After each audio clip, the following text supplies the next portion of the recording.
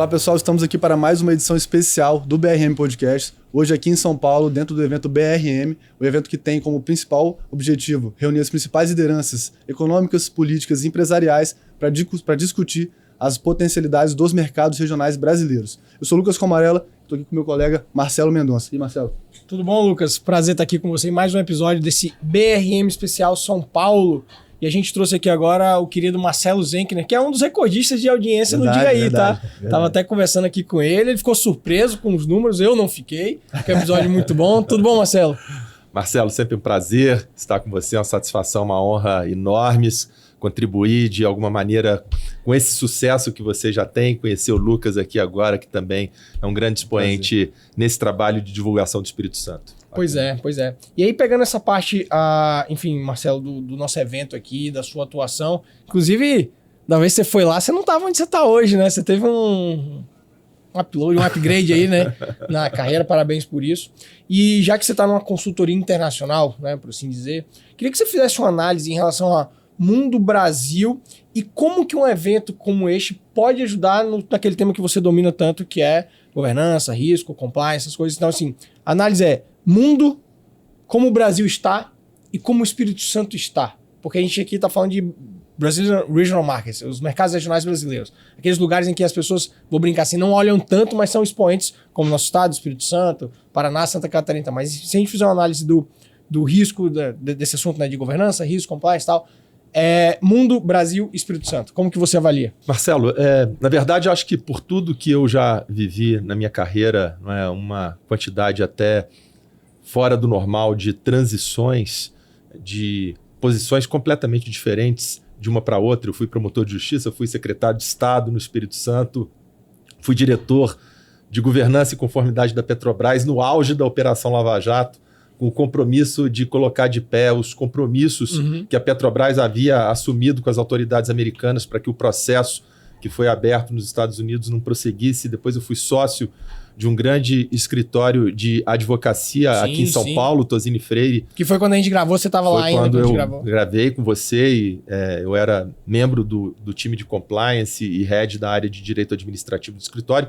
E ano passado eu fui convidado pela FTI Consulting, que é uma das maiores consultorias do mundo, tem escritório espalhado por 34 países, Legal. São 8 mil profissionais de especialidades diferentes no mundo inteiro, uma empresa única com ações negociadas na Bolsa de Valores de Nova York, que por isso tem uma governança muito forte. Certeza. E eles me procuraram exatamente por conta de um planejamento estratégico do desenvolvimento do negócio aqui na América do Sul, na América Latina. Se a gente olhar hoje a FTI posicionada no mundo, a gente vai ver que ela está em todos os estados americanos, praticamente em todos os países da Europa, já expandiu para a Ásia e agora o crescimento natural é para a América do Sul, onde a gente tem escritório em São Paulo e em Bogotá, na Colômbia. Então, a minha missão é exatamente fazer com que a FTI assuma esse protagonismo também aqui na América Latina. E foi muito interessante porque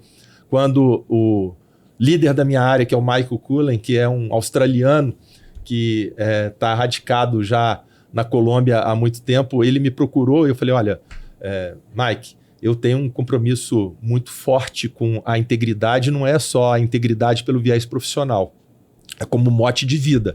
A gente falou bastante disso lá no nosso último episódio. É como razão até do meu propósito de vida. E ele falou assim, Marcelo, nós estamos falando aqui da FTI, é uma consultoria que cuida, inclusive, de investigações internas. A gente sabe muito bem quem é quem. A gente veio atrás de você exatamente por causa disso. Bacana.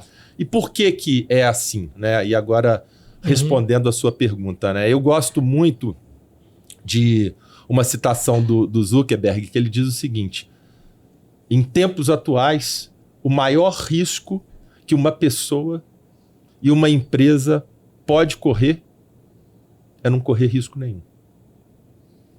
E aí eu acho que esse trabalho que eu faço, voltado para o GRC, que é essa estrutura de governança, gestão de riscos e compliance, tem tudo a ver com esse aspecto de desenvolvimento que a gente tem procurado, principalmente aí para as onças brasileiras.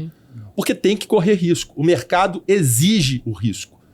Agora, tem que ser um risco calculado. Sem dúvida. Tem que ser um risco que faça com que todo o planejamento seja calcado em riscos conhecidos e controlados.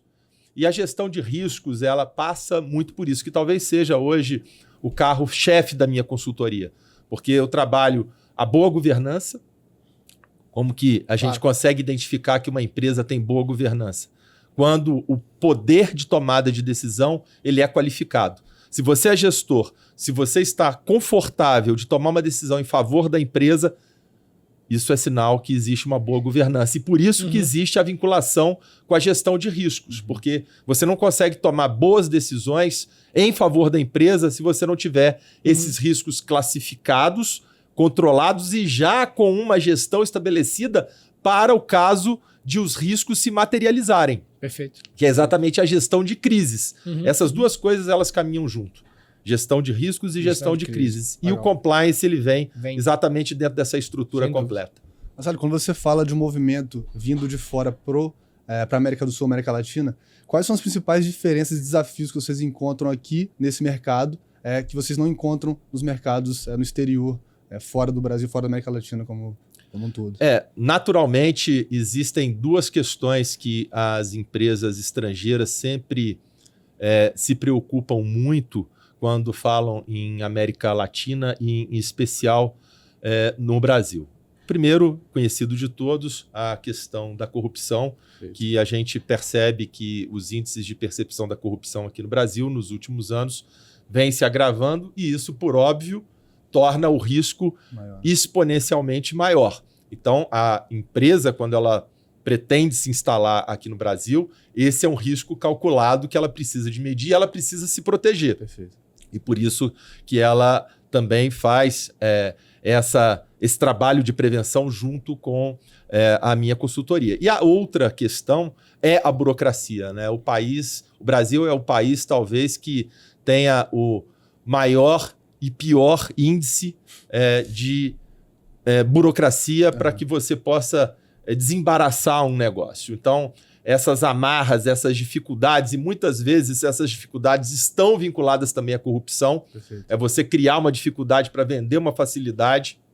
A empresa estrangeira não está disposta a enfrentar essas dificuldades pelo caminho. Então, a consultoria ela também vem no intuito de buscar, como já conhecemos o mercado no Brasil, de facilitar também o ingresso e a permanência e o desenvolvimento do negócio da empresa aqui no Brasil. Eu imagino que, analisando o setor privado, enfim, aí nesse ponto eu acho que São Paulo é uma referência quando eu vou falar de RC. E acho que no Espírito Santo nós também temos muitas empresas com muito boas práticas de RC. Mas quando eu vou falar do setor público, eu posso dizer que o Espírito Santo, e aí fique super à vontade para discordar e tudo, mas eu posso dizer que o Espírito Santo, analisando o Brasil, é uma curva à parte, assim, é um modelo diferenciado, porque quando eu faço uma análise geral, e eu sei que isso tem tudo a ver com GRC, apesar das pessoas acharem que não, enfim, nós temos um governo nota A no Tesouro, nós temos um governo que as coisas andam, nós temos um governo que tem uma boa comunicação nos lados sociais e empresarial. E eu não estou falando desse governo agora, estou falando historicamente nos últimos anos, principalmente depois que o Espírito Santo se renovou, né? E você participou muito bem dessa questão também. Mas podemos dizer que o Espírito Santo tem a ensinar para o resto do Brasil nesse aspecto? Marcelo, quando a gente trata da integridade pelo viés profissional, na verdade, existem duas vertentes que são muito bem trabalhadas pela OCDE.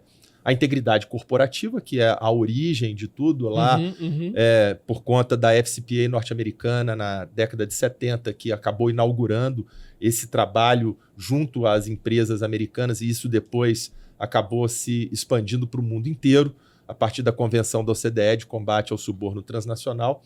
E agora, mais recentemente, a gente tem visto também um movimento da OCDE pela integridade pública. E o Espírito Santo, eu sou suspeito para falar, você sabe muito bem disso, eu acho que é um case de sucesso que precisa de ser estudado mais a fundo. Eu acho que a gente precisa de divulgar isso um pouco mais, porque eu muitas e muitas vezes participo de debates e muita gente, ontem mesmo eu estava conversando sobre isso, a primeira coisa que as pessoas falam é que o Brasil não tem jeito, né? Eu tenho escutado isso Esse é um em algumas viés gravações. esse é um viés profundamente pessimista. Eu gosto muito de fazer uma referência sempre ao Ariano Suassuna a esse respeito, porque perguntaram para o Ariano Suassuna uma vez se ele era otimista ou se ele era pessimista. Ele falou, eu não sou nenhuma coisa nem outra, porque o otimista, às vezes ele é até um pouco ingênuo, porque ele acha sempre que tudo vai dar certo e muita gente acaba, às vezes, até passando a perna nele por causa disso. E o pessimista, por sua vez, como ele acha que tudo vai dar errado, ele é um preguiçoso, porque se tudo vai dar errado, não precisa de fazer absolutamente nada. Né? E o Ariano Suassuna, ele se classificava como um realista esperançoso. Legal. E eu gosto muito dessa referência, porque a gente olha para o Espírito Santo, e quando eu cheguei no Espírito Santo em 1997, o Espírito Santo era um estado dominado pelo crime organizado. Sim. O presidente da Assembleia batia no peito achando graça de que todo mundo dizia que ele era o chefe do crime organizado. Ele conseguia estender os tentáculos dele pelo Executivo, pelo Tribunal de Contas. A Assembleia ele dominava por inteiro, próprio Ministério Público, no Judiciário. Então a gente tinha um Estado onde as coisas efetivamente não funcionavam. Era um Estado endividado, era um Estado com baixo índice de desenvolvimento humano. Isso estava sendo dito aqui no evento agora. Não existe desenvolvimento se não houver um índice de desenvolvimento humano a ser considerado. Então, a infraestrutura era péssima. Vocês eram muito jovens nessa época, mas assim, eu nem estava lá, na verdade. Eu me lembro muito bem. Assim, eu morava num bairro considerado razoavelmente nobre, na Praia da Costa, mas a rua do lado do meu prédio era uma rua de terra. Então, assim, são coisas que hoje não passam muito pela cabeça das pessoas e enxergar, olhar para o Espírito Santo da maneira como ele está estabelecido. Basta dizer que, à época, eu me casei no ano seguinte, e a minha mulher não é do Espírito Santo, ela é mineira, ela chorava todo dia porque ela queria ir embora, né? Um estado com a criminalidade alta, com uma estrutura muito ruim. Você passou por uma situação também, né? Então, hoje ela continua chorando, mas porque ela quer continuar no Espírito Santo. Legal. Né? Eu sou vítima de mim mesmo, né? Porque eu agora moro em São Paulo, dei a minha contribuição para que a gente pudesse superar. Aí eu recomendo ouvir o episódio do Diga Aí. O seu podcast do Diga Aí. Legal. E hoje ela não quer mudar para São Paulo, então eu tenho que ficar meio na ponte aérea, indo e voltando, porque ela ama o Espírito Santo, ela tem uma qualidade de vida espetacular, ela poderia estar morando em lugar que ela quisesse e ela quer continuar morando em Vitória. Marcelo, para a gente fechar aqui nosso papo, você citou o Suassuna, que tem uma percepção meio intermediária entre o positivismo e o negativismo. Queria saber a sua percepção para o Espírito Santo, para o Brasil, para os próximos anos. Qual a expectativa do nosso estado e do nosso país para frente? Assim como o Marcos disse aqui, eu acredito muito no Espírito Santo. Eu tenho... como a minha atuação pela FTI ela acaba sendo uma atuação nacional, eu hoje, inclusive, coisas também que aconteceram depois, Marcelo, eu hoje sou membro do Conselho Deliberativo da Transparência Internacional, Parabéns. Sou membro do Comitê de Integridade e Ética do IBGC, que é o Instituto Brasileiro de Governança Corporativa, então a gente acaba passando aí por todos os estados da federação, e o Espírito Santo é uma ilha de prosperidade. Eu acredito muito no Espírito Santo, eu acho que, por enquanto, outro dia até parafraseando o Tom Jobim, porque perguntaram para o Tom Jobim se ele preferia Nova York ou Rio de Janeiro, ele respondeu o seguinte, olha, Nova York é bom, mas é ruim. E o Rio de Janeiro é ruim, mas é bom. Eu hoje, quando me falam sobre o Espírito Santo, eu digo muito isso, né? O Espírito Santo é bom, mas é ruim porque ainda está num ciclo de desenvolvimento. Mas vai chegar lá. Legal. E São Paulo? São Paulo é ruim, mas é bom.